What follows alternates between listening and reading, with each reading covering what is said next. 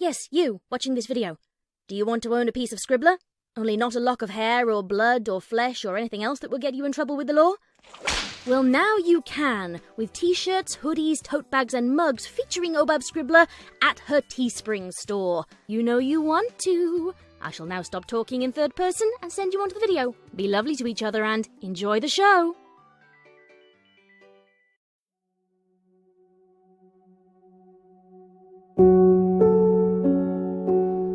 No! Iron Will roared. Iron will not take any more pills.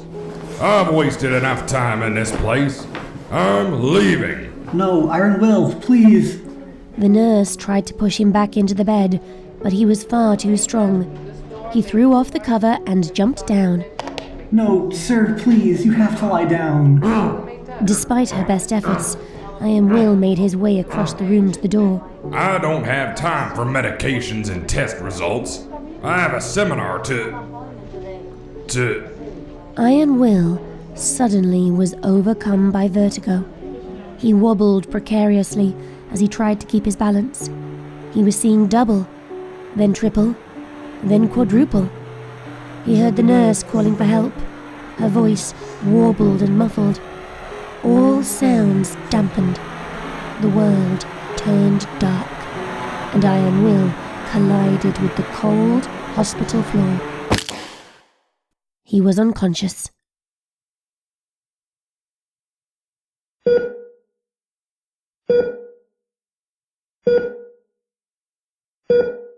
Shut up.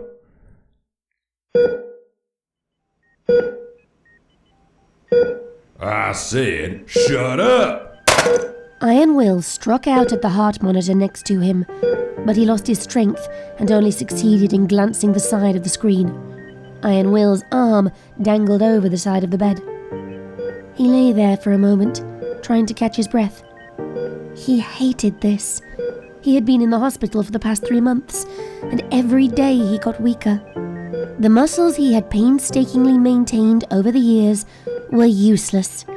Before, he could pick ponies up by the tail and fling them away effortlessly. Now, the smallest bit of exertion rendered him breathless. He had never felt so weak in his whole life, and it was only going to get worse. About 2 months ago, after Iron Will had endured test after test after test, the results finally came. His doctor, who had been coming in daily with new questions and medications, very suddenly stopped talking about his health and more about the weather. Iron Will wasn't at all in the mood to put up with his sugar-coated nonsense. So instead, he asked up front, I'm going to die, aren't I? The doctor had choked on his next words.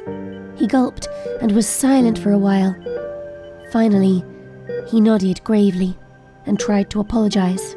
I'm sorry. Don't give me any of that. You apologize, I criticize. Why didn't my own doctor catch this earlier? He glared at the doctor, and the spindly earth pony shrunk back in fear. I'm sorry, Iron Will. But no pony could have seen this coming. It's not the sort of thing you can see in its early stages. Iron Will stopped listening.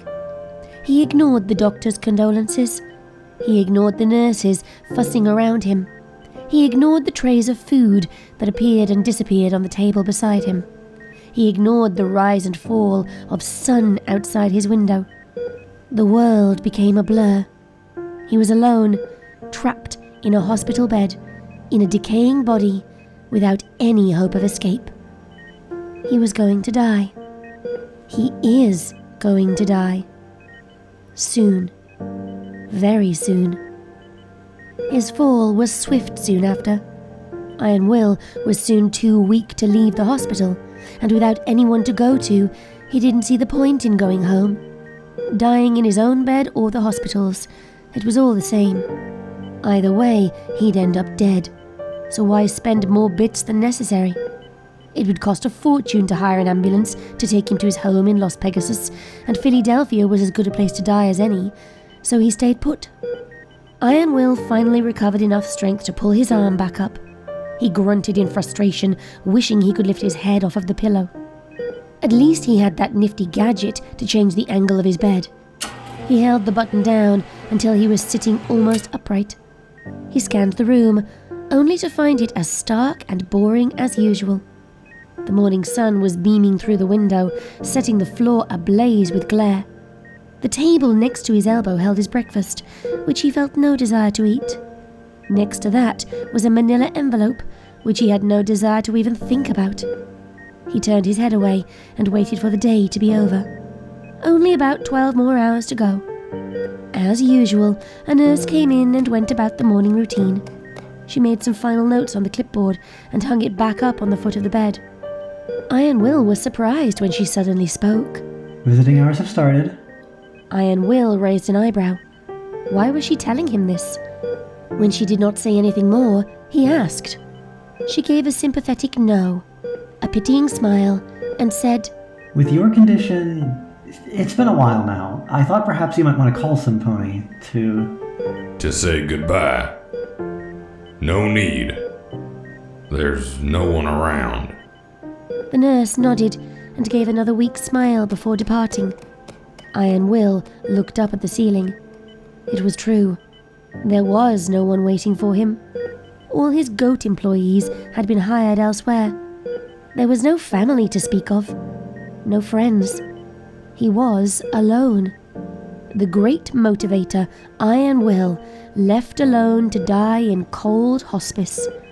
With that thought, Iron Will's eyes slid shut, and he fell asleep. When he woke, it could not have been later than midday. His breakfast tray had been swapped out for a lunch one, and it looked just as unappetizing. The envelope still sat there, and he again neglected it. He surveyed the room. It was unchanged. Same tile floor, same machines ticking away with his heartbeat. Same stupid plant in the corner. Same bluish-green walls. Same splash of yellow and pink.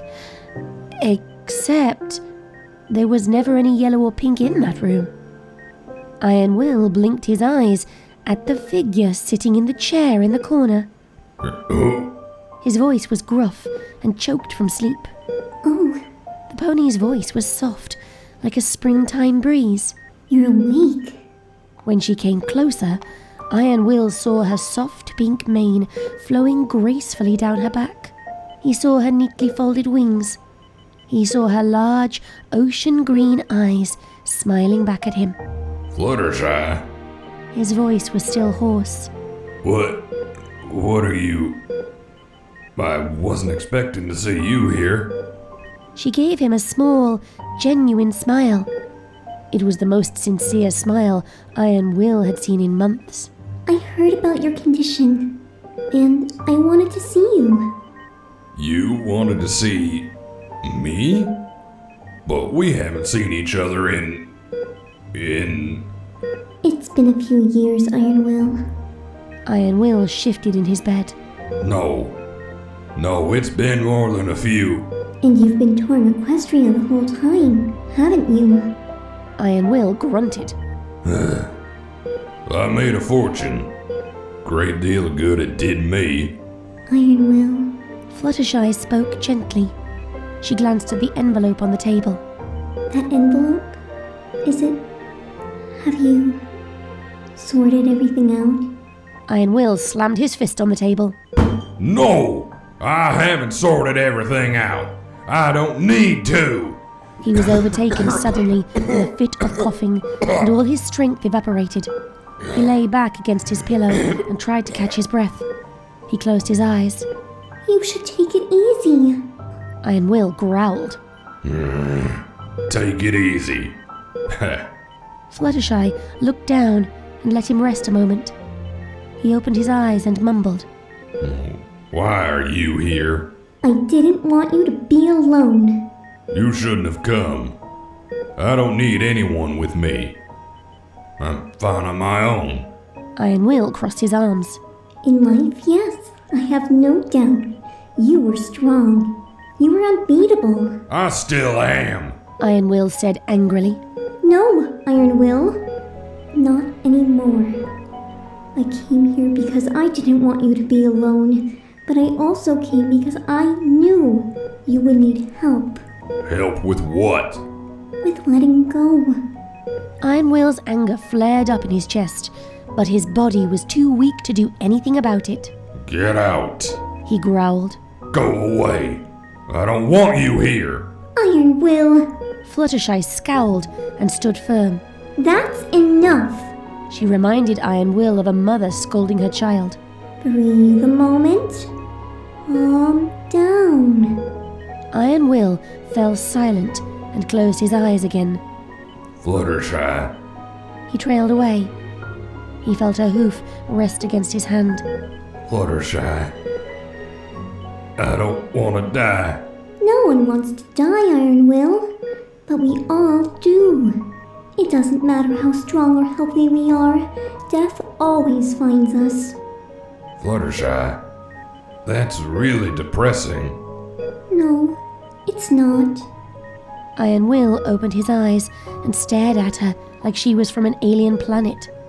She merely gave a small smile. Death isn't something to fear. It's a natural and beautiful part of life. Iron Will shook her hoof away. What is so beautiful about this? He motioned to his paling, useless body. Or these? He pointed to the numerous tubes connected to him. There is nothing, I repeat, nothing beautiful about any of this. You don't understand. It's not about all of that. This isn't a time to be sad. On the contrary, it's a happy time. Happy? Happy? I'm dying. Everything I know is leaving me behind. All the things I was putting off will never come to pass now. All my chances for anything are gone. The world will forget about me. It'll be as if I never existed. There's nothing left. There's just nothing.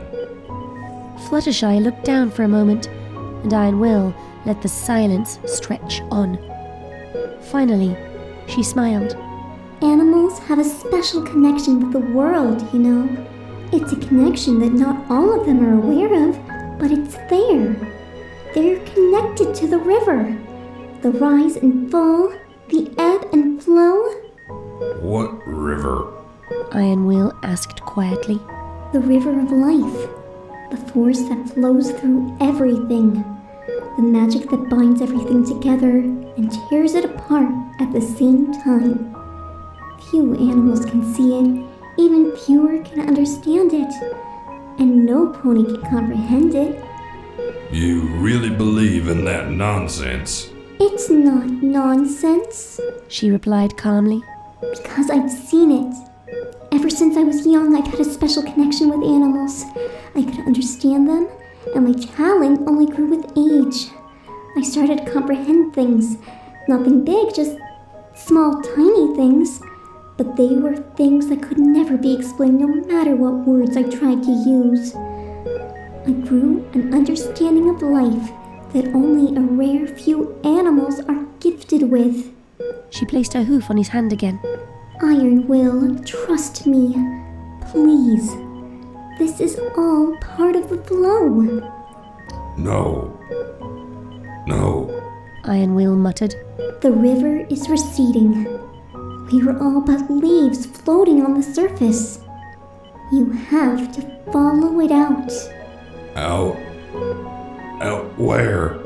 To the sea. That doesn't make any sense. None of that makes any sense. Iron Will's heart increased in rhythm. Iron Will. Fluttershy's voice was almost a whisper. He felt fear pounding in his chest. He clutched the bedsheet tightly. Iron Will, let go. No, I don't want to. Iron Will's voice quivered. She rested a hoof against his shoulder.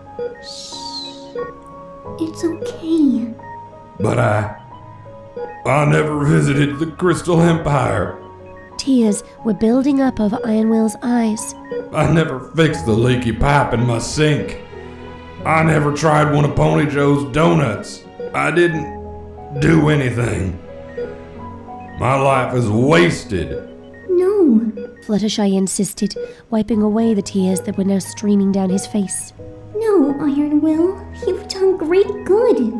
In your youth, you struggled. A memory of his childhood surfaced in his mind. He had been so thin, but so large. A giant in a pony's world. A misfit, an outcast. You were a victim of great cruelty. He remembered the shadows, the dirt in his face, the laughter, the silence. But it made you strong, impenetrable, and you wanted to share that strength. He remembered standing tall above a crowd. He could not remember the words he had said, but it had felt good to say them. You loved. She had a blue coat and a pale yellow mane. Her eyes were like a sunset, and her smile was a song. And you lost. She packed her things in a little red suitcase. She said it wasn't working out, that a pony and a minotaur could never be together for long. But you never let pain control you. You kept moving forward. The crowds were small, then medium, then large, then colossal. They came from miles around to see him. You helped ponies the only way you knew how. You gave them courage. But Iron Will muttered, his voice worn and raspy. I got greedy. I only cared about the bits. Fluttershy took his face between her hooves. There's no creature on the face of this earth who's free from fault, Iron Will. You have a good heart, and the world is better now that you've walked upon it.